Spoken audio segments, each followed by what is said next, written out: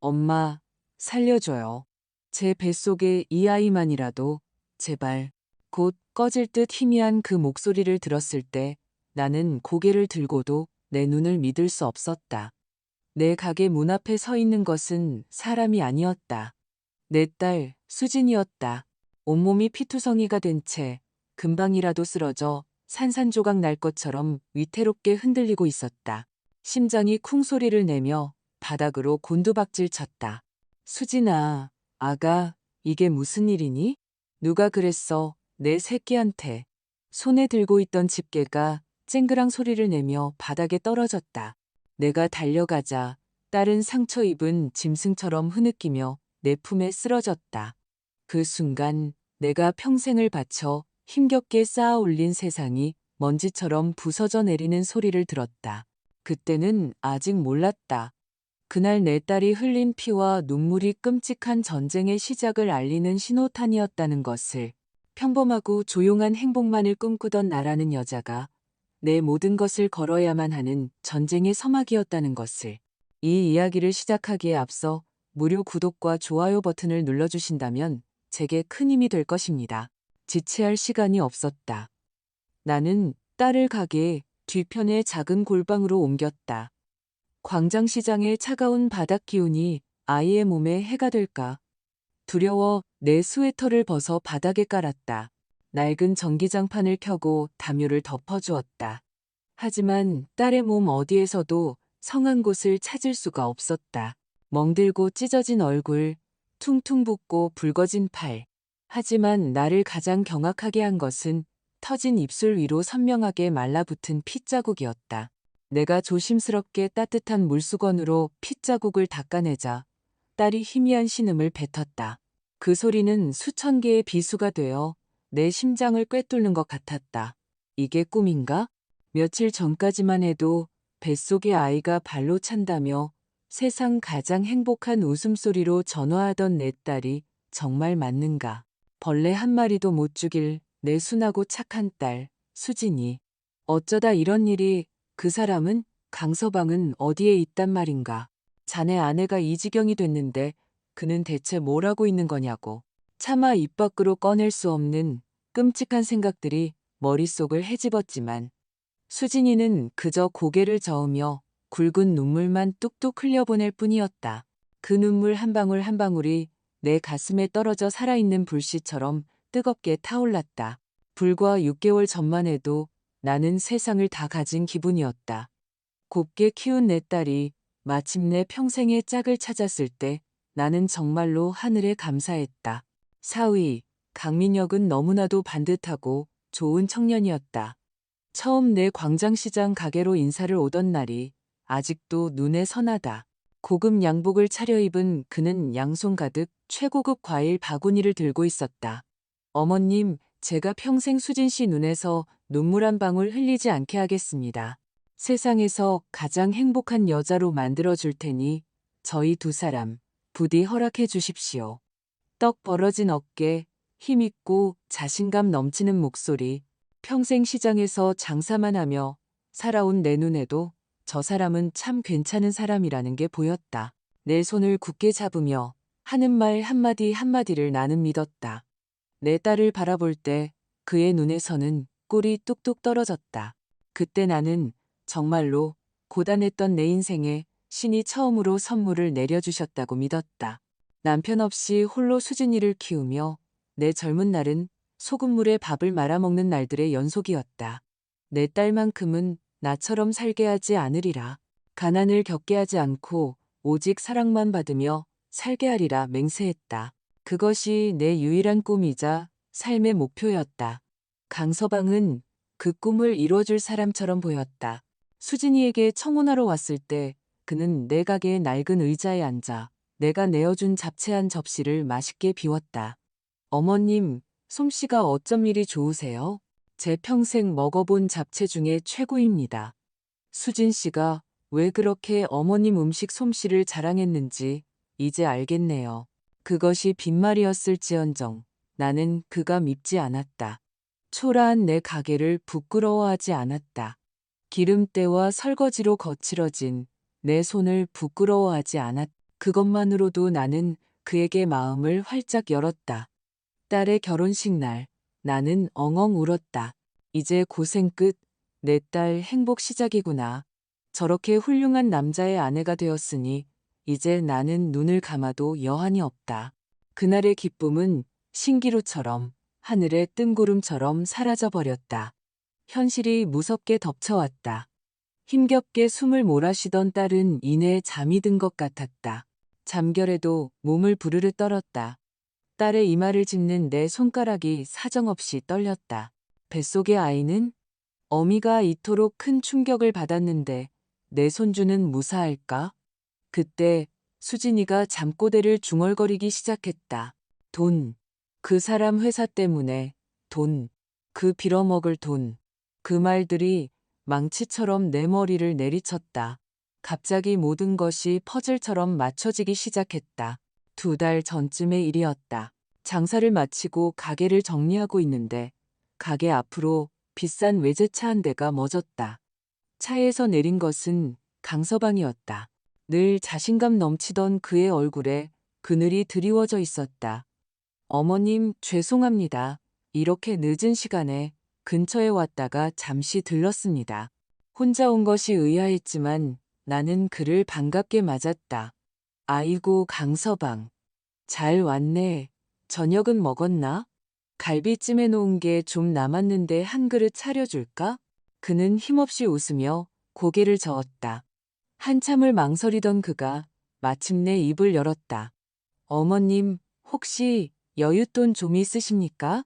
그 질문에 심장이 덜컥 내려앉았지만 나는 애써 침착함을 유지했다. 왜? 회사에 무슨 문제라도 있나? 갑자기 돈이 필요한가? 얼마나? 아닙니다. 아무것도. 죄송합니다. 어머님. 제가 잠시 정신이 나갔나 봅니다. 요즘 회사 일로 스트레스가 많아서요. 부디 잊어주십시오. 그는 서둘러 화제를 돌렸고 잠시 후 자리를 떴다. 찜찜했지만 긍정적으로 생각하려 했었다. 사업하는 남자가 힘든 시기도 있는 법이지. 얼마나 자존심이 상했으면 장모에게 도움을 청하려다 이내 말을 거두었을까. 오히려 그런 사위가 대견하게 느껴지기까지 했다. 얼마나 어리석었던가.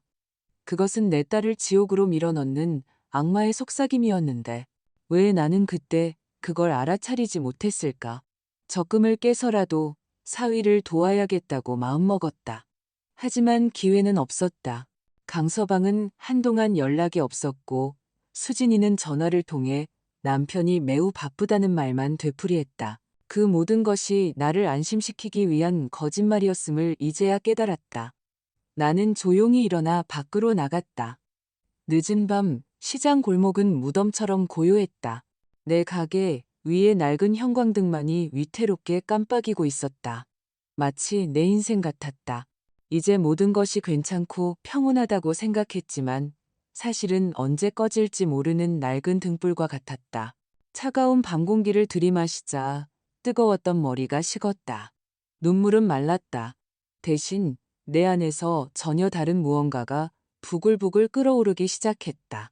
수십 년간 억눌러왔던 검고 이름 없는 분노였다. 평생 나는 박미숙, 광장시장 반찬가게 주인 이수진의 엄마였다. 그것이 내 이름이었고 내 삶의 전부였다. 하지만 오늘부터, 이 순간부터 나는 더 이상 그렇게 살 수 없었다. 내 딸과 뱃속의 손주를 이 지경으로 만든 그 개자식을 이 세상에서 지워버리기 전까지는. 나는 주머니에서 낡은 휴대폰을 꺼냈다. 수십 년간 한 번도 누르지 않았던 번호를 망설임 없이 눌렀다. 2번의 신호음이 울린 후 잠결에 잠긴 목소리가 들려왔다. 여보세요? 나는 한 글자 한 글자 힘주어 말했다. 내 목소리가 나 자신에게도 낯설게 들렸다. 나다, 백장미. 그날 밤 광장시장의 낡은 반찬가게에서 박미숙은 죽었다. 그리고 역사 속으로 사라졌던 영등포의 전설, 백장미가 지옥의 악귀가 되어 다시 깨어났다. 그리고 너, 강민혁, 너는 이제 끝났다. 수학이 너머로 길고 무거운 침묵이 흘렀다. 수십 년의 세월이 그 몇 초의 정적 속에 압축된 듯했다. 내가 박미숙이라는 이름 뒤에 숨은 이후 처음으로 세상에 꺼내놓은 이름, 백장미. 그 이름의 무게를 아는 자는 이제 거의 남아있지 않았다. 이윽고 잠에 취했던 목소리는 온데간데 없이 사라지고 마치 쇠를 긁는 듯한 긴장된 목소리가 그 자리를 대신했다. 회장님, 정말 회장님이십니까? 내가 평범한 장사꾼으로 사는 동안 단 한 번도 나를 박 여사님이라 부르지 않고 그저 아주머니라고만 불렀던 남자. 하지만 백장미 시절 그는 나를 회장님이라 불렀고 그 호칭 하나가 모든 것을 설명해 주었다. 그래, 나다, 최 부장. 세월이 흘러도 목소리는 여전하시군요. 대체 무슨 일이시길래 이 시간에 그 이름으로 전화를 주셨습니까? 나는 딸이 잠든 골방문을 바라보았다. 저 문 너머에 내 우주가 산산조각, 난 내 세상이 누워 있었다. 내일 아침까지 강민혁이라는 놈에 대해 전부 알아내. 그놈이 밟고 다니는 땅의 먼지 한 톨부터 숨쉬는 공기까지 모조리. 강민혁이라면 수진 아가씨의 남편 아닙니까? 최 부장의 목소리에서 당혹감이 묻어났다. 이제 내 사위 아니다. 내가 차갑게 으르렁거렸다. 내 말에 더 이상의 질문은 없었다. 그것이 우리의 방식이었다. 알겠습니다, 회장님. 해가 뜨기 전에 보고서 올리겠습니다. 전화를 끊자 시장의 정적이 다시 나를 감쌌다. 나는 조용히 방으로 들어가 잠든 딸의 곁에 누웠다. 딸의 거친 숨소리를 들으며 과거를 되짚었다. 어디서부터 잘못된 걸까? 내가 무엇을 놓쳤을까? 그들의 행복했던 결혼 생활 중 하루가 떠올랐다. 수진이와 강서방이 내 가게에 들렀다. 수진이는 행복한 얼굴로 내게 매달리며 제잘거렸다. 엄마, 우리 남편 승진했어. 회사에서 제일 빨리 부장으로 승진했대. 다들 최고래. 나는 활짝 웃으며 강서방의 등을 두드려 주었다. 장하다, 우리 사위. 내가 사위 하나는 잘 얻었지. 오늘 장모가 쏜다. 제일 맛있는 거 먹으러 가자. 강서방은 멋쩍게 웃으며 내 손을 잡았다. 아닙니다, 어머님, 제가 모셔야죠. 어머님이 제일 좋아하시는 한정식 집에 이미 예약해뒀습니다. 수진 씨한테는 비밀로 했는데 어머님이 더 좋아하시는 것 같네요. 깍듯하고 믿음직한 사위, 내 딸밖에 모르는 남편. 그때는 정말 모든 신에게 감사했다. 하지만 지금 돌이켜보면 모든 균열은 작은 틈에서 시작된다. 내가 그때 무시했던 작은 틈. 그날로부터 2달쯤 지났을까. 수진이가 혼자 가게에 왔는데 안색이 좋지 않았다. 무슨 일이냐는 물음에 그저 고개만 저었다. 아니야, 엄마. 그냥 요즘 좀 피곤해서. 내가 반찬을 싸주는 동안 딸은 누군가를 기다리는 사람처럼 계속 휴대폰만 만지작거렸다. 그때 전화가 울렸다. 화면에 내 사랑 강서방이라는 이름이 떴다. 내가 먼저 반가워했다. 어머, 강서방 전화 왔네. 마누라 보고 싶어서 1분도 못 참나 보네. 하지만 전화를 받는 수진이의 표정은 굳어 있었다. 응, 나 엄마 가게. 아니, 아직 아무 말 안 했어. 알았어, 지금 나갈게. 응, 응. 전화를 끄는 그녀는 서둘러 일어섰다. 엄마, 나 가봐야겠다. 급한 일이 생겨서. 남편이 근처에 와 있대. 뭔가 이상했다. 남편이 근처에 왔으면 들어와서 인사라도 하고 같이 가면 될 것을. 왜 밖에서 만나기로 한단 말인가? 강서방한테 무슨 일 있니? 잠깐 들어왔다 가지. 아니야, 엄마. 엄청 바빠. 나 때문에 잠깐 시간 낸 거래. 가야 해. 수진이는 내 손에서 반찬 봉지를 거의 빼앗다시피 들고 뒤도 돌아보지 않고 뛰쳐나갔다. 나는 멍하니 그 뒷모습을 바라봤다. 마음속에 불안감이 싹 텄지만 고개를 저었다. 젊은 부부 사이에 무슨 일이 있겠어. 괜한 걱정이겠지. 그날 이후 강서방은 변하기 시작했다. 처음에는 사소한 것들이었다. 매주 오던 발길이 뜸해졌다. 전화를 받지 않는 경우도 생겼다. 수진이는 그가 큰 프로젝트를 준비하느라 매우 바쁘다며 내가 걱정할까봐 일부러 전화하지 않는 것이라고 그를 감쌌다. 그리고 마침내 그날이 왔다. 강서방이 혼자 찾아와 돈을 요구했던 그날. 그 대화를 잊을 수 없다. 어머님, 혹시 여윳돈 좀 있으십니까? 심장이 멎는 것 같았지만 홀로 딸을 키우며 산전수전 다 겪은 어미였다. 나는 침착하게 답했다. 회사에 큰 문제가 생긴 모양이구나. 수진이한테는 말했니? 그는 내 눈을 피하며 고개를 숙였다. 수진이한테는 아직 걱정 끼치고 싶지 않습니다. 그리고 어머님께 이런 부탁드리는 제 자신이 너무나 부끄럽습니다. 하지만 정말 중요한 기로에 서 있습니다. 이 고비만 넘기면 정말로 날개를 펼 수 있습니다. 어머님, 1억만, 아니 5천만 원이라도 빌려주십시오. 기회를 주십시오. 2배, 3배로 갚겠습니다. 나는 그의 눈을 똑바로 쳐다봤다. 그 눈 속에는 절박함과 함께 내가 읽을 수 없는 검은 욕망이 뒤섞여 있었다. 그때 거절했어야 했다. 그의 멱살을 잡고 이게 무슨 짓이냐고 소리쳤어야 했다. 하지만 나는 그러지 못했다. 내 딸의 얼굴이 눈앞에 아른거렸다. 내가 그를 거절하면 내 딸의 행복이 깨질까 두려웠다. 어미의 이기심이 내 눈을 가렸다. 좋다. 대신 조건이 있다. 수진이는 절대 이 사실을 알아서는 안 된다. 그리고 이 돈은 빌려주는 게 아니라 투자라고 생각해라. 자네에게 하는 투자 말이다, 강서방. 나는 적금 통장과 비상금으로 모아둔 쌈짓돈까지 전부 털어 그에게 쥐어주었다. 그것이 내 딸을 지키는 길이라 믿었다. 얼마나 어리석고 순진했던가. 내 손으로 내 아이를 나락으로 밀어넣는 악마에게 날개를 달아준 셈이었다. 과거를 회상하는 사이 동이 터왔다. 휴대폰이 진동했다. 최 부장에게서 온 메시지였다. 첨부 파일의 제목, 강민혁 보고서. 나는 숨을 참고 파일을 열었다. 읽어 내려가는 동안 피가 끓어오르는 것을 느꼈다. 보고서의 내용은 내 최악의 상상을 뛰어넘었다. 강민혁은 유망한 사업가가 아니었다.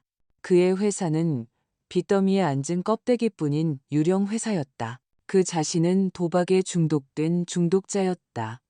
강원랜드 원정, 불법 도박장. 그가 손대지 않은 것이 없었다. 내가 준 돈은 회사를 살리는 데 쓰인 것이 아니라 그의 도박 빚을 갚는 데 들어갔다.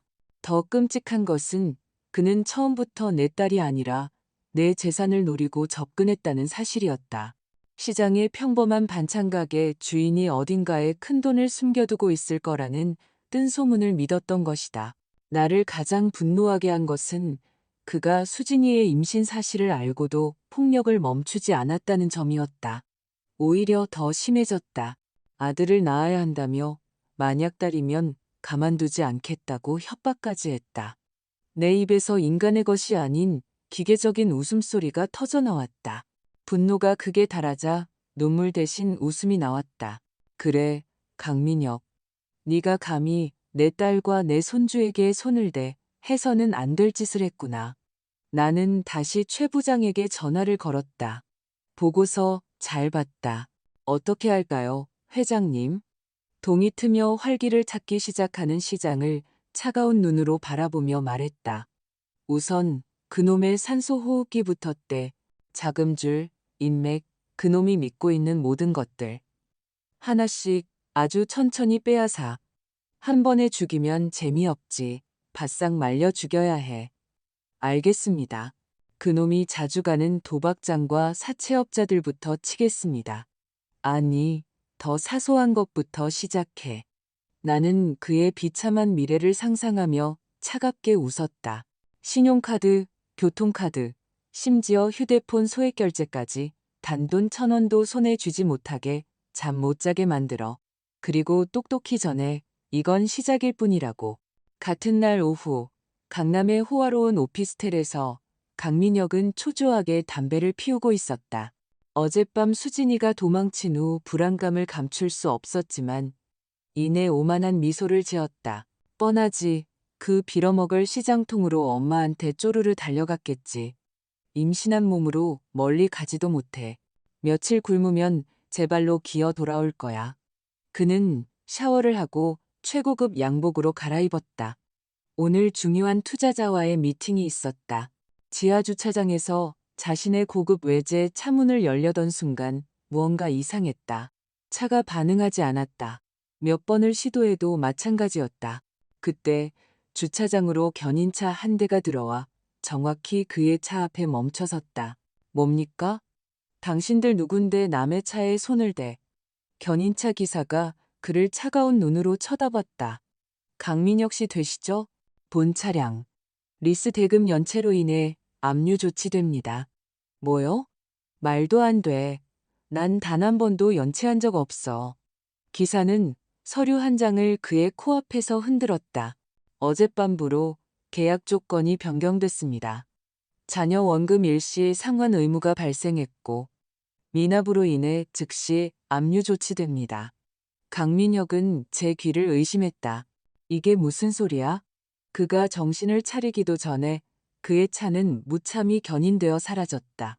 떨리는 손으로 휴대폰을 꺼내 누군가에게 전화를 걸려던 그는 또 한 번 충격에 빠졌다. 화면에 뜬 메시지, 통신 요금 미납으로 인해 발신이 정지되었습니다. 그 순간 등골에 식은땀이 흘렀다. 이건 우연이 아니다. 누군가 보이지 않는 곳에서 내 목을 조여오고 있다. 대체 누가? 그의 머릿속이 하얗게 비었을 때 문자 메시지 한 통이 도착했다. 발신인 불명. 내용은 단 한 줄이었다. 게임은 이제 시작이야. 밤새 고열에 시달리며 끙끙 앓던 딸이 새벽녘에야 겨우 눈을 떴다. 퉁퉁 부은 눈으로 나를 보자마자 딸은 다시 울음을 터뜨렸다. 나는 아무 말 없이 딸의 등을 쓸어주었다. 지금 딸에게 필요한 것은 위로의 말보다 따뜻한 엄마의 손길이라는 것을 알았다. 흰죽을 끓여주었다. 힘겹게 한 숟가락을 넘기던 딸이 숟가락을 밀어내며 입을 열었다. 터진 입술 때문에 발음이 불분명했다. 엄마, 미안해. 진작 말했어야 했는데. 괜찮아. 미안해할 거 없어. 내게 돌아온 것만으로도 충분해. 아무 말도 하지 마. 몸이 나을 때까지 푹 쉬어. 하지만 수진이는 고개를 저었다. 눈물 가득한 눈으로 나를 보며 내가 몰랐던 끔찍한 과거, 지옥의 첫 페이지를 이야기하기 시작했다. 시작은 딸의 생일이었다. 강민혁은 고급 레스토랑을 예약하고 아름다운 드레스를 선물했다. 수진이는 세상에서 가장 행복했다. 하지만 레스토랑으로 가는 차 안에서 모든 것이 시작되었다. 강민혁이 모르는 번호로 온 전화를 받으면서부터였다. 뭐, 그게 무슨 소리야? 강원랜드에서 진 빚을 왜 내가 갚아? 난 모르는 일이야. 그는 전화를 끊고 욕설을 내뱉으며 주먹으로 핸들을 내리쳤다. 수진이는 남편의 그런 모습을 처음 봤다. 너무 놀라 숨을 쉴 수 없었다. 여보, 무슨 일이야? 강원랜드라니?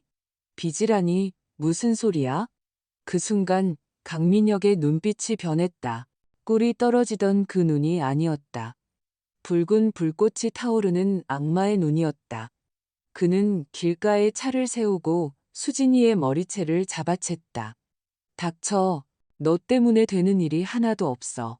내년만 아니었으면 내가 너 같은 거랑 결혼하지도 않았어. 짝, 수진이의 세상이 잠시 사라졌다. 태어나서 처음으로 누군가에게 맞아본 것이었다. 그것도 평생 사랑하겠다던 남편의 손에 귓가에 이명이 울리고 악마의 속삭임 같은 강민혁의 목소리가 머릿속을 파고들었다. 내 엄마, 그 시장통에서 돈 꽤나 번다며. 내가 너랑 결혼해서 얻은 게 뭔데? 내 엄마가 해준 게 뭐냐고. 당장 전화해. 회사에 급한 일이 생겼다고 1억만 달라고 해. 수진이는 울며 애원했다. 제발 이러지 마. 우리 엄마 매일같이 반찬 팔아서 힘들게 버는 돈이야. 그 말은 그의 분노에 기름을 부었다. 시끄러워. 돈 있는 거 다 알아. 가난한 척하는 거 역겹다고. 전화하라고 했지. 오랜 폭행 끝에 정신을 차렸을 때 그들은 강남의 낯선 오피스텔 지하 주차장이었다. 그들의 신혼집이 아니었다. 그의 비밀 아지트였다. 그곳에서 그는 밤새 돈을 요구하며 그녀를 폭행했다. 다음 날 아침 그는 언제 그랬냐는 듯 그녀 앞에 무릎을 꿇고 손을 잡으며 울었다. 수진아, 여보, 내가 미쳤었나 봐. 회사 스트레스 때문에 이성을 잃었어. 제발 용서해줘. 다시는 안 그럴게. 내가 얼마나 널 사랑하는지 알잖아. 밤새 공포에 떨었던 수진이는 그의 눈물에 또다시 속아 넘어갔다. 며칠 후 몸에 이상을 느끼고 병원을 찾았다. 임신, 엄마가 된다는 기쁨은 곧 절망으로 바뀌었다. 이런 괴물의 아이를 가졌다는 사실이 두려웠지만 뱃속에서 자라는 생명을 포기할 수는 없었다. 아이가 태어나면 변할 거야. 좋은 아빠가 되려고 노력할 거야. 그렇게 스스로를 위로하며 그의 거짓 사과를 받아들이기로 했다. 하지만 그는 변하지 않았다. 수진이의 임신을 약점으로 삼아 그녀를 더욱 올감했다. 넌 이제 곧 엄마가 될 사람이야. 내 아이 아빠가 전과자가 되길 원해. 조용히 있으면 우리 셋 행복하게 살 수 있어. 괜히 시끄럽게 만들지 마. 내 엄마한테도 절대 말하지 마. 그 촌스러운 시장통에 소문나서 좋을 거 뭐 있어? 심지어 이런 말까지 했다. 어차피 임신해서 집에만 있는데 장모님 가게 일이나 좀 돕지 그래? 기술 배워서 나중에 반찬 가게나 차리라고, 어? 나는 내 딸의 심장에 못을 박는 그 말들을 이를 악물고 들었다. 이야기가 끝났을 때 내 안에 무언가가 뚝 끊어졌다. 슬픔과 분노가 뒤엉켜 아무것도 느껴지지 않는 지경에 이르렀다. 나는 조용히 일어나 딸의 이마에 입을 맞췄다. 잘했다, 수진아. 이제 아무 걱정하지 마. 엄마가 다 알아서 할게. 넌 뱃속 아기만 생각하고 몸조리만 해. 나는 가게 밖으로 나와 다시 최 부장에게 전화를 걸었다. 내 목소리는 어제보다 더 차가웠다. 최 부장은 숨을 죽였다. 최 부장, 어제 지시한 일은 어떻게 되어가나? 네, 회장님. 강민혁의 모든 카드와 계좌는 동결시켰습니다. 아마 패닉 상태일 겁니다. 부족해. 아직 부족해. 그놈은 아직 자기가 뭘 잘못했는지 몰라. 나는 딸의 고통을 떠올리며 다음 지시를 내렸다. 그놈의 유령 회사, 즉시 파산 신청 넣어. 그가 투자받은 돈들, 진짜 주인들이 누군지 알게 해. 그리고 그놈의 마지막 동아줄, 지금 만나려고 애쓰는 그 대형 투자자. 그 사람은 내가 직접 연락하지. 알겠습니다, 회장님. 즉시 처리하겠습니다. 그날 오후 강민혁은 거의 미치기 일보 직전이었다. 카드와 전화가 막히자 여기저기서 현금을 빌려야 했다. 그는 시스템 오류, 일시적인 불운이라고 스스로를 세뇌했지만 그의 마지막 희망마저 산산조각 났다. 서울 재계의 큰손으로 알려진 박 회장에게서 전화가 걸려왔다. 그의 마지막 동아줄이었다. 강 사장, 이게 어떻게 된 일이야? 방금 자네 회사가 파산 신청을 했다는 통보를 받았는데 이게 무슨 소리냐고. 강민혁은 머리를 한 대 얻어맞은 기분이었다. 회장님, 말도 안 됩니다. 뭔가 착오가 있었을 겁니다. 제가 바로 알아보겠습니다. 착오? 자네, 내가 자네한테 투자한 돈이 어디서 나온 돈인지는 알고 있나? 전부 백장미 회장님 돈이야. 난 그냥 관리인이었을 뿐이라고. 그런데 자네가 감히 그분 따님에게 손을 대? 이 미친놈아, 백장미. 그 이름이 강민혁의 뇌리에 번개처럼 내리꽂혔다. 말도 안 돼. 뒷세계의 전설적인 인물. 손대는 것마다 파멸시킨다는 여자. 수십 년 전에 사라졌다고 들었는데. 강민혁의 머릿속에서 모든 퍼즐 조각이 맞춰지기 시작했다. 한푼없는 줄 알았던 시장통의 평범한 장모님. 하지만 그 눈빛에는 늘 어딘가 모를 자신감이 서려 있었다. 그리고 하루아침에 자신의 모든 것을 마비시킨 이 설명할 수 없는 힘, 박미숙, 그녀가 바로 백장미. 말도 안 돼. 그는 미친 사람처럼 웃기 시작했다. 하하하, 그랬구나. 그래서 내 뒷조사를 하고 나를 이 지경으로 만들었구나. 강민혁의 눈에 광기가 번뜩였다.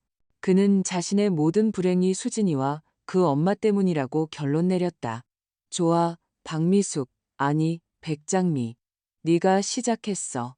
네가 내 모든 것을 빼앗았으니 나도 네게 가장 소중한 것을 빼앗아주지. 내 손으로. 그는 차 키를 움켜쥐고 주차장으로 달려갔다. 어제의 견인차는 이미 사라지고 없었다. 분노에 찬 그는 택시를 잡아탔다. 그의 입에서 주소가 튀어나왔다. 광장시장의 내 낡은 반찬가게 주소였다. 끼익. 낡은 택시가 가게 앞에 급정거했다. 시장의 고요함이 무참히 깨졌다. 차에서 뛰어내린 강민혁. 그의 눈은 광기로 불타고 있었다. 이성을 잃은 짐승 같았다. 박미숙. 아니, 백장미, 나와. 그는 문을 부술듯 발로 차며 안으로 뛰어들어왔다. 그 고함에 겨우 잠들었던 딸이 비명을 지르며 깨어났다. 나는 본능적으로 딸이 있는 골방문을 가로막았다. 등 뒤에서 수진이의 겁에 질린 숨소리가 들렸다. 핏발선 눈으로 강민혁은 나와 내 뒤의 문을 번갈아 보며 미친 듯이 웃었다. 하, 그랬구나. 가난한 반찬가게 장모님이 아니라 영등포를 주름잡던 무서운 백장미 회장님이셨어. 연기 한번 기가 막히네. 내가 깜빡 속았지. 그는 술과 땀 냄새를 풍기며 한 걸음씩 내게 다가왔다. 근데 그거 알아? 네가 백장미든 흑장미든 이제 다 끝났어. 네가 내 인생을 망쳤으니 나도 갚아줘야지. 네가 가장 아끼는 거, 네 귀한 딸년을 내 눈앞에서 망가뜨려 주마. 그가 수진이가 있는 문 쪽으로 손을 뻗는 순간 나는 미동도 없이 얼음보다 차가운 목소리로 말했다. 그 손 치워. 내 목소리에 그가 순간 멈칫했다. 늘 강서방하며 따뜻하게 부르던 장모의 목소리가 아니었다. 처음 듣는 면도날처럼 날카로운 목소리였다. 그는 놀랐지만 이내 분노를 되찾고 내 옷깃을 잡으려 달려들었다. 이 늙은 것이 아직도 정신을 못 차렸나. 바로 그때 어디선가 나타났는지 검은 양복을 입은 두 명의 남자가 소리 없이 가게 안으로 들어섰다. 최 부장의 사람들이었다. 그들이 그의 양팔을 단단히 붙잡았다. 그가 발버둥 쳤지만 그들은 바위처럼 미동도 없었다.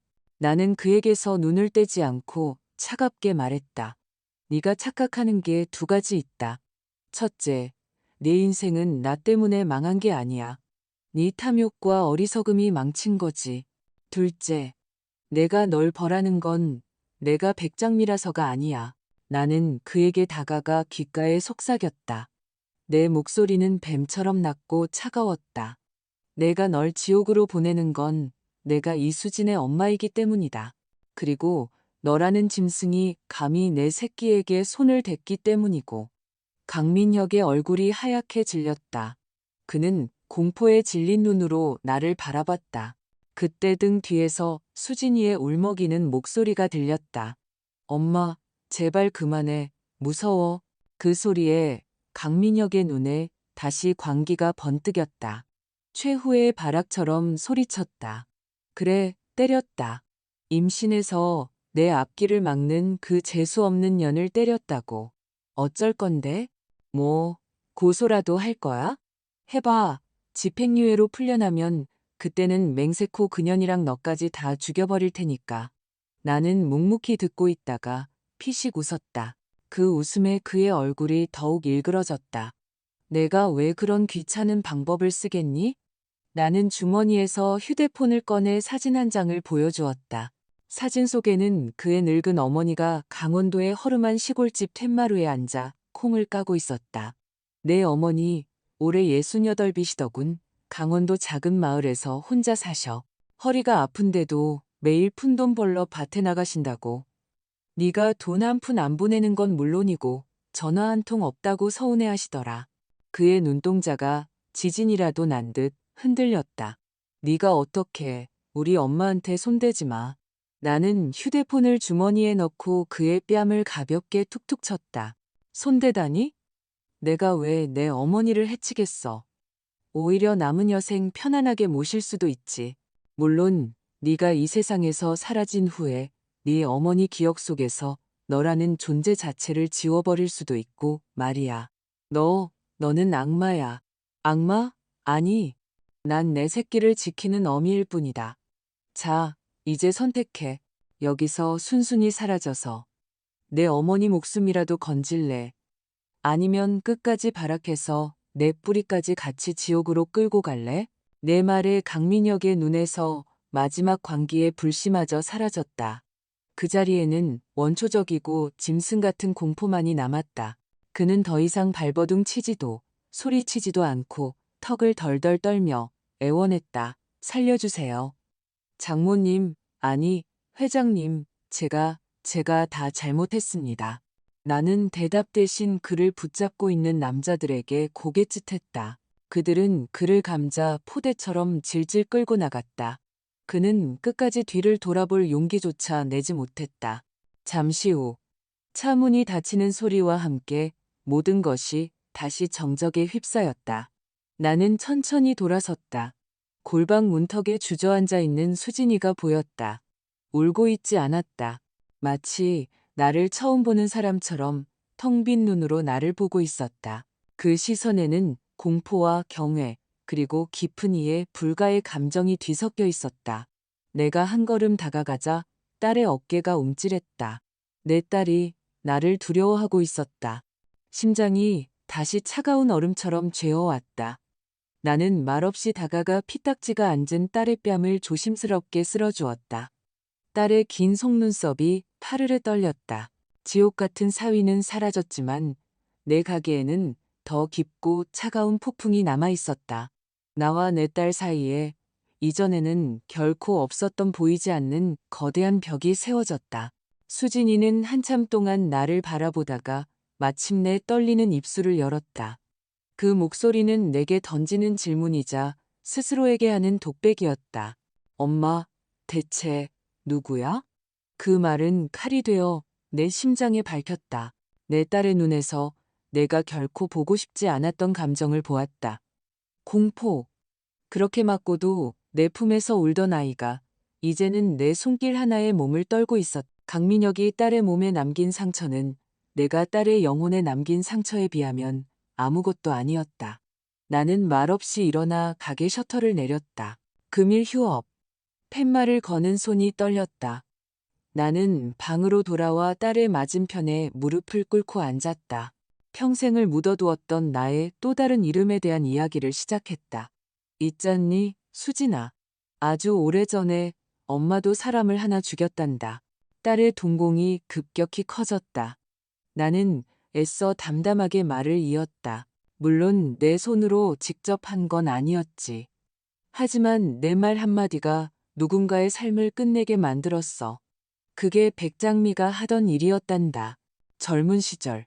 나는 세상에 내던져진 무일푼의 소녀였다. 아버지가 전 재산을 들고 도망치면서 나에게는 막대한 빚만 남았다. 그때 깨달았다. 이 세상은 약하면 잡아먹힌다는 것을. 나는 잡아먹히느니 포식자의 정점에 서기로 결심했다. 그렇게 발을 들인 곳이 영등포의 사채 시장이었다. 처음에는 여자라고 어리다고 무시와 멸시뿐이었지만 나는 독했다. 돈의 흐름을 알기 위해 밤새 신문을 읽었고 인간의 탐욕을 꿰뚫기 위해 무자비해졌다. 나는 돈이 필요한 사람에게 돈을 빌려주지 않았다. 돈에 미친 자들의 욕망을 먹고 살았지. 때로는 돈으로 사람을 살렸지만 대부분은 돈으로 사람을 죽였다. 그렇게 백장미라는 이름이 생겨났다. 하얀 장미처럼 아름답지만 감히 건드리는 자는 누구든 찔러버리는 날카로운 가시를 가졌다고 해서 최 부장은 그때 내가 거둔 사람이야. 친구에게 배신당해 길바닥에 나앉은 걸 그의 재능을 보고 내 사람으로 만들었지. 내 돈과 그의 머리가 합쳐지자 영등포에서 나를 막을 자는 아무도 없었다. 나는 어두운 과거로의 여행에 숨이 차 잠시 말을 멈췄다. 수진이는 하얗게 질린 입술로 말없이 듣고 있었다. 그렇게 돈과 피비린내 속에서 살았어. 그러던 어느 날 내가 임신했다는 걸 알게 됐지. 바로 너를 가졌다는 걸. 내 뱃속에 작은 생명이 자라고 있다는 걸 깨달은 순간 세상이 다르게 보이기 시작했다. 갓 지은 밥에서 피어오르는 김이 금고 속 돈다발보다 소중해졌어. 내 아이만큼은 절대 나처럼 살게 하지 않겠다고 돈 냄새 대신 사람 사는 냄새를 맡게 해주겠다고 맹세했지. 그래서 나는 백장미를 죽이고 너를 낳았다. 내 딸 수진이는 장미의 가시가 아니라 세상에서 가장 아름답고 향기로운 꽃이 되길 바랐거든. 최 부장에게 내 모든 재산을 맡기고 나는 이곳 광장시장에 숨어들어 박미숙, 네 엄마로 살았다. 땀 흘려번 돈으로 너를 키우는 행복이 얼마나 달콤했는지 너는 모를 거야. 나는 그 행복을 위해서라면 내 과거를 영원히 묻을 수 있다고 생각했어. 하지만 내가 틀렸더구나, 수진아. 내가 그토록 도망치려 했던 과거가 칼이 되어 내 아이를 찌르러 돌아올 줄은 꿈에도 몰랐지. 내 이야기가 끝났을 때 방 안에는 흐느낌만이 가득했다. 수진이는 한참을 울다가 마침내 고개를 들었다. 그 눈에는 더 이상 공포가 없었다. 깊은 슬픔과 함께 차가운 결의가 서려 있었다. 엄마, 나 때문에, 나 하나 때문에 엄마가 그 끔찍한 과거로 다시 돌아가야 했구나. 딸은 내게 다가와 처음으로 내 손을 꽉 잡았다. 차갑게 떨리는 손이었지만 그 악력은 그 어느 때보다 강했다. 미안해, 엄마. 무서워해서 미안해. 엄마가 누구든 상관없어. 엄마는 내 엄마야. 나를 지켜준 세상에서 가장 강한 엄마라고. 그 말에 지난 며칠간 억눌렀던 모든 감정이 터져 나왔다. 나는 딸을 끌어안고 아이처럼 울었다. 그것은 백장미가 아닌 박미숙이 수십 년 만에 처음으로 흘리는 눈물이었다. 우리는 그렇게 한참을 서로를 부둥켜 안고 울었다. 수진이가 고개를 들었을 때 그 눈빛은 완전히 달라져 있었다. 더 이상 내가 알던 연약하고 순진한 딸이 아니었다. 엄마, 그 사람, 강민혁, 이대로 끝낼 거 아니지? 그 차가운 질문에 나는 눈물을 닦고 딸의 눈을 똑바로 쳐다봤다. 당연하지. 네가 겪은 고통, 그놈의 뼈와 영혼에 똑같이 새겨줄 거야. 이건 시작일 뿐이다. 바로 그때 내 휴대폰이 울렸다. 최 부장이었다.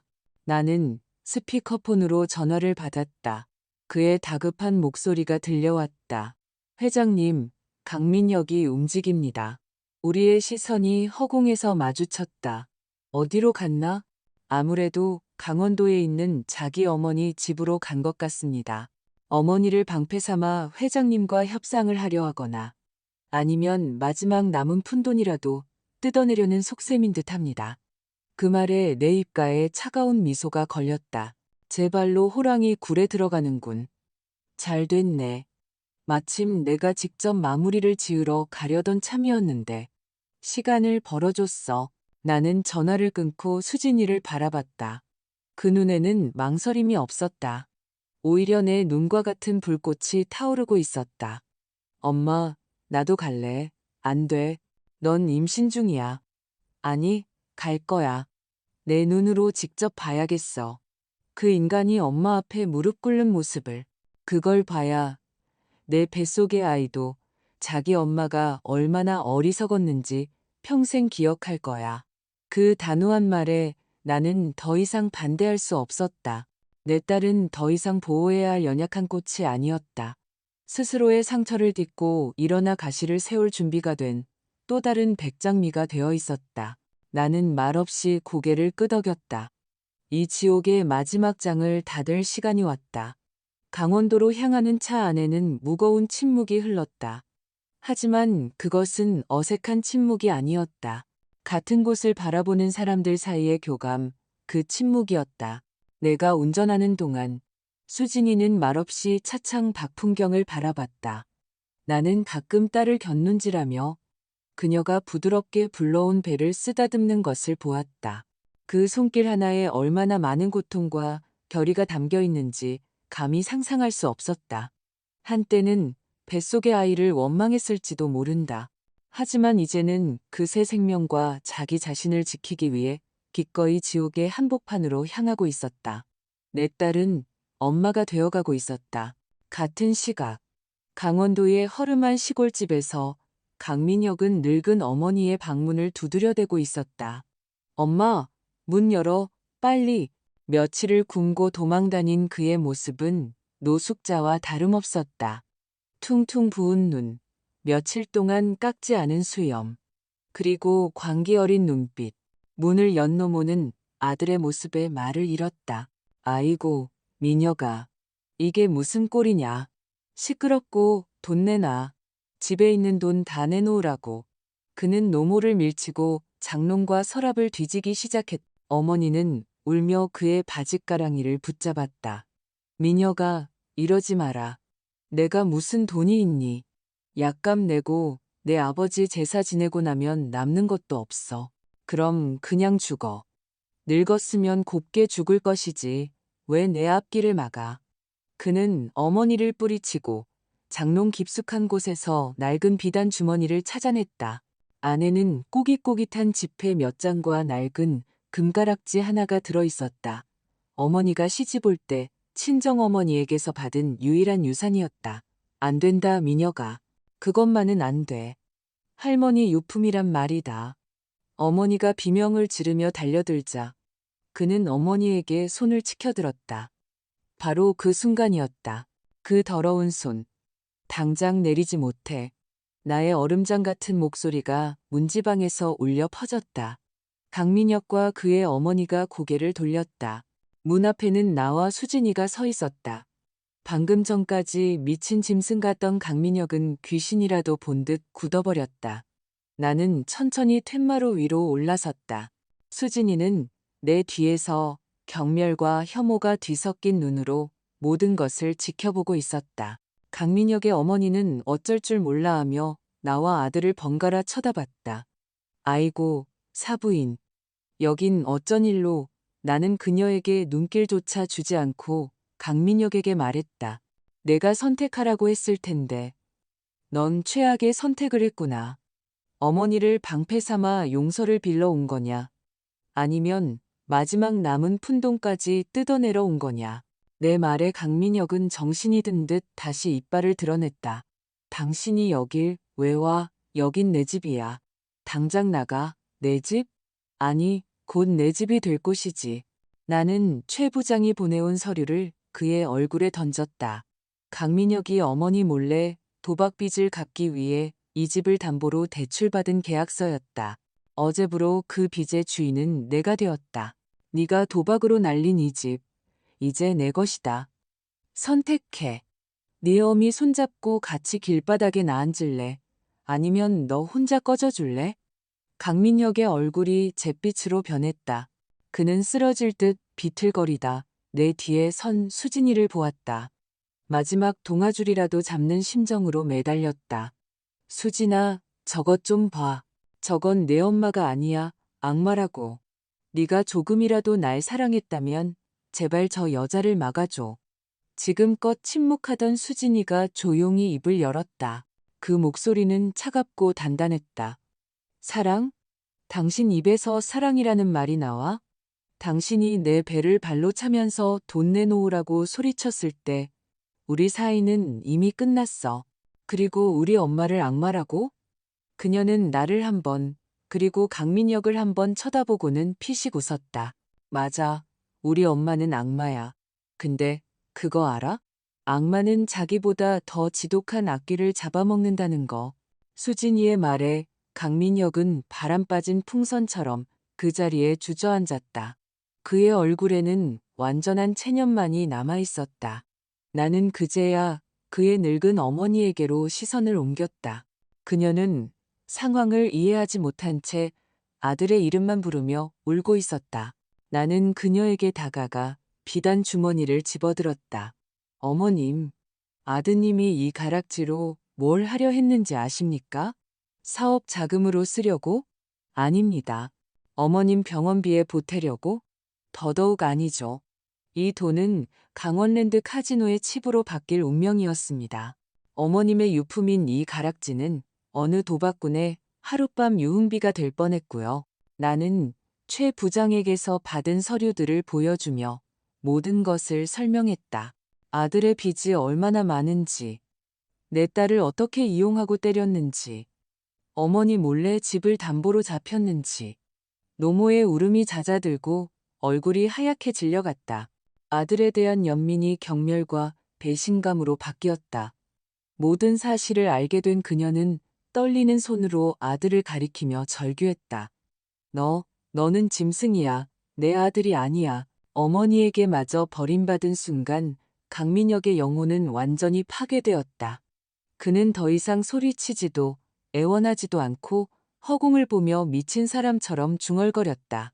끝났어. 다 끝났어. 나는 그를 내려다보며 마지막 말을 던졌다. 그래, 끝났다.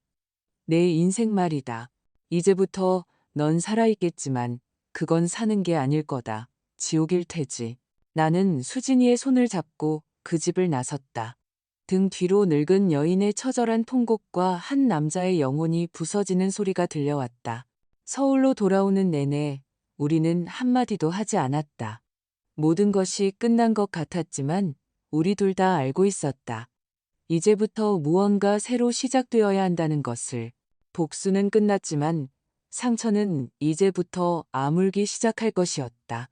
강원도에서 서울로 돌아오는 길은 길고 고요했다. 땅거미가 내렸다. 차 안은 마치 전쟁이 휩쓸고 간 폐허처럼 공허했다. 승리의 환호는 없었다. 나는 창밖의 어둠을 응시하는 딸의 옆모습을 바라봤다. 무슨 생각을 하고 있을까? 엄마의 어두운 과거를 알게 되고 제 아이의 아비가 될 뻔했던 인간의 몰락을 직접 목격한 아이. 그 여린 어깨에 너무 무거운 짐을 지운 것 같아 마음이 아팠다. 그때 수진이가 침묵을 깼다. 엄마, 후회 안 해?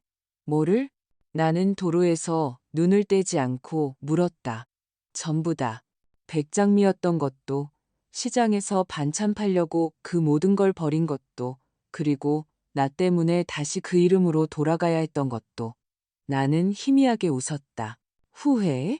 백장미였던 건 살아남기 위한 발버둥이었어. 박미숙이었던 건 내 행복이었지. 너를 키울 수 있었으니까. 그리고 다시 백장미로 돌아간 건 그 행복을 지키기 위한 마지막 몸부림이었고, 후회는 없어. 단 하나 후회되는 게 있다면 너를 더 일찍 고통에서 구해내지 못한 것뿐이야.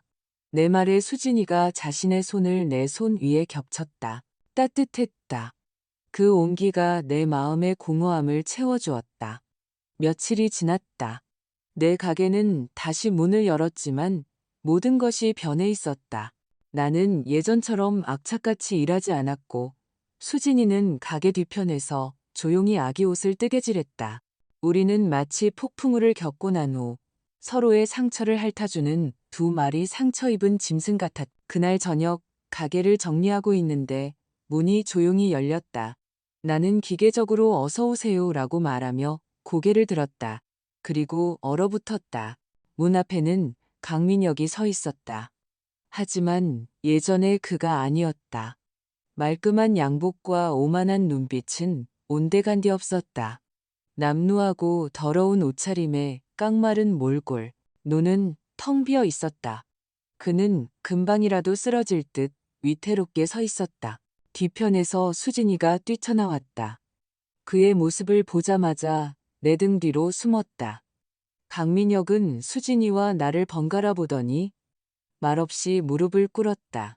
콘크리트 바닥에 이마를 찌으며 그는 쉰 목소리로 울부짖기 시작했다. 회장님, 제가 죽을 죄를 지었습니다. 제발 목숨만 살려주십시오. 개처럼 쥐새끼처럼 살겠습니다. 제발. 나는 말없이 그를 내려다봤다. 한때 내 딸의 남편이었던 남자. 그의 마지막 모습은 이토록 비참하고 구차했다. 그는 내게 애원하다 이내 수진이를 향해 고개를 돌렸다. 수진아, 제발 한마디만 해줘. 내가 잘못했어. 내 뱃속에 우리 아이를 봐서라도 평생 내 발 닦아주며 살게. 제발 나 좀 살려줘. 수진이의 어깨가 떨리는 것이 느껴졌다. 남아있는 연민일까? 아니면 아직 꺼지지 않은 분노일까? 나는 딸의 손을 잡아주며 무릎 꿇은 남자를 향해 마지막 선고를 내렸다. 일어나. 내 말에 그가 고개를 들었다. 텅 빈 눈에 잠시 희망이 어렸다. 나는 내 손으로 그 희망을 껐다. 내 더러운 무릎으로 내 가게 바닥 더럽히라고 꿇은 거 아니다. 널 용서할 생각 없어. 내가 내게 베푸는 마지막 자비가 뭔지 알아? 지금 당장 내 손으로 널 죽이지 않는 거야. 죽음은 너무 편한 벌이거든. 네가 내 딸에게 준 고통, 넌 이자를 쳐서 갚게 될 거야. 지금까지 네가 겪은 건 원금 상환의 시작일 뿐이다. 넌 평생 진창을 구르며 내 딸의 비명을 자장가 삼아 살게 될 거다. 내가 그렇게 만들어줄 테니. 그의 눈에 어렸던 마지막 희망의 불씨가 꺼졌다. 그는 무의미한 말만 중얼거리며 바닥에 주저앉았다. 안 돼, 안 돼. 그때 수진이가 내 등 뒤에서 걸어 나왔다. 제 두 발로 당당히 서서 자신의 인생을 망가뜨린 악마의 눈을 똑바로 쳐다봤다. 강민혁 씨, 마지막으로 할 말이 있어요. 내 뱃속의 아이는 아빠가 없습니다. 처음부터 없었어요. 그리고 당신이라는 존재는 오늘부로 내 인생에서 완전히 지워졌습니다. 다시는 나타나지 마세요. 당신은 나에게 길가의 돌멩이보다 못한 존재니까. 그것은 과거와의 완전한 작별이자 그 남자에 대한 최종적인 사형 선고였다. 그의 말에 강민혁은 더 이상 아무 대답도 하지 못했다. 최 부장의 사람들이 들어와 그를 쓰레기처럼 끌고 나갔다. 그는 저항하지 않았다. 그의 영혼은 이미 죽어 있었다. 가게에 정적이 찾아왔다. 나는 수진이를 안아주었다. 잘했다. 내 딸. 그날 저녁 최 부장이 나를 찾아왔다. 두툼한 서류 봉투를 내밀었다. 회장님, 모든 것이 정리되었습니다. 강민혁의 재산 및 부채 현황과 회장님의 모든 자산 현황 보고서입니다. 나는 쳐다보지도 않고 봉투를 밀어냈다. 최 부장, 네, 회장님, 이제 백장미는 없어. 그는 내 뜻을 알아들었다. 고개를 숙였다. 알겠습니다. 나는 희미하게 웃었다. 이 세상엔 이제 곧 태어날 손주를 기다리는 할머니, 박미숙만 남았네. 그동안 고마웠다. 최 부장은 잠시 말없이 서 있다가 처음으로 내게 깊이 허리를 숙였다. 그것은 회장님이 아닌 박미숙을 향한 진심 어린 인사였다. 그가 떠나고 나는 내 가게를 둘러봤다. 내 땀과 눈물이 밴 곳, 내 딸의 웃음소리가 가득했던 곳, 그리고 딸의 피와 눈물이 떨어졌던 곳. 이제 이곳과도 작별할 시간이었다. 방에서 수진이가 나와 내 곁에 섰다. 엄마, 응. 우리 이제 어디로 가? 나는 딸의 손을 잡고 밖으로 나갔다. 어두운 시장 골목 너머로 서울의 야경이 펼쳐져 있었다. 우리 손주는 튀김기름 냄새 맡으며 자라게 할 수 없지. 꽃향기 맡으며 자라야지. 우리 진짜 집으로 가자. 수진이는 말없이 고개를 끄덕였다. 단출한 짐을 챙겨 우리는 광장시장을 떠났다. 백미러로 박미숙 반찬이라는 낡은 간판이 점점 작아지는 것을 보았다. 아쉬움은 없었다. 과거는 추억할 순 있어도 돌아갈 순 없는 법이니까. 차는 서울 근교의 조용한 양평에 멈춰섰다. 높은 담장 너머로 내가 평생 마음속으로 그려왔던 집이 서 있었다. 새소리에 잠을 깨고 정원에서 꽃에 물을 줄 수 있는 집. 엄마, 여기가 정말 우리 집이야? 수진이는 입을 다물지 못했다. 나는 딸을 데리고 정원으로 들어갔다. 그래, 너와 우리 손주가 뛰어놀 정원이야. 저기 하얀 장미 보이지? 네가 태어났을 때 언젠가 여기서 함께 살 나를 꿈꾸며 심어뒀단다. 집안은 햇살로 가득했다. 가장 햇볕이 잘 드는 방은 아기를 위해 꾸며져 있었다. 하얀 아기 침대, 손수 만든 장난감들, 아기 옷으로 가득 찬 서랍장, 수십 년간 나 홀로 준비해 온 것들이었다. 방을 둘러보던 수진이의 눈에 눈물이 고였다. 엄마, 얼마나 외로웠을까. 외롭다니? 내겐 네가 있었는데. 이제 우리 손주도 함께 할 거고. 이 집은 이제야 진짜 주인을 찾은 거야. 그날 이후 우리의 시간은 느리고 평온하게 흘렀다. 함께 정원을 가꾸고 아기 옷을 만들고 음식을 했다. 수진이의 얼굴에 웃음이 돌아왔고 뱃속의 아이도 건강하게 자랐다. 우리는 서로의 상처를 보듬어주며 상처와 함께 살아가는 법을 배우고 있었다. 어느 봄날 진통이 시작되었다. 12시간의 사투 끝에 분만실이 우렁찬 아기 울음소리로 가득 찼다. 축하합니다, 할머니. 건강한 왕자님이에요. 그 말에 나는 바닥에 주저앉아 엉엉 울었다. 할머니, 내가 그토록 듣고 싶었던 이름. 내 품에 작고 따뜻한 생명이 안겨 있었다. 내 손주. 나는 아기를 안고 수진이에게 다가갔다. 지쳐 있었지만 아들을 보자 환하게 웃었다. 내 평생 본 가장 아름다운 미소였다. 고생했다, 내 딸, 엄마를 꼭 닮았어. 우리는 번갈아 웃고 울었다. 그리고 그 순간 깨달았다. 이것이 진정한 복수의 완성이라고. 내 딸을 파괴하려던 인간에게서 이토록 소중한 생명을 지켜내고 새로운 행복을 만들어낸 것. 그것이야말로 가장 위대한 승리였다. 또다시 1년이 흘렀다. 내 손주는 이제 막 걸음마를 떼고 정원을 아장아장 걷는다. 엄마보다 한미 할머니라는 말을 먼저 배웠다. 내가 정원에서 일하고 있으면 다가와 내 다리를 붙잡고 한미하고 부른다. 아이를 안아들면 그 웃음소리가 집안을 가득 채운다. 수진이는 더 이상 과거에 얽매여 살지 않는다. 강인한 여자이자 엄마가 되었다. 최근에는 작은 재단을 만들어 직접 운영하기 시작했다. 가정폭력으로 고통받는 여성과 그 아이들을 돕는 일이다. 자신이 겪은 아픔을 다른 이의 상처를 치유하는 데 쓰고 싶다고 했다. 내 딸은 나보다 더 강하고 현명한 사람이 되었다. 오늘 나는 다시 하얀 장미 덤불 앞에 서 있다. 햇살 아래의 꽃들이 눈부시게 빛난다. 평생 나는 두 개의 이름으로 살았다. 돈의 세계에서는 백장미로, 내 딸의 세계에서는 박미숙으로. 하나는 갑옷이었고 다른 하나는 맨살의 심장이었다. 나는 늘 내가 진짜 누구인지 궁금했지만 이제는 안다.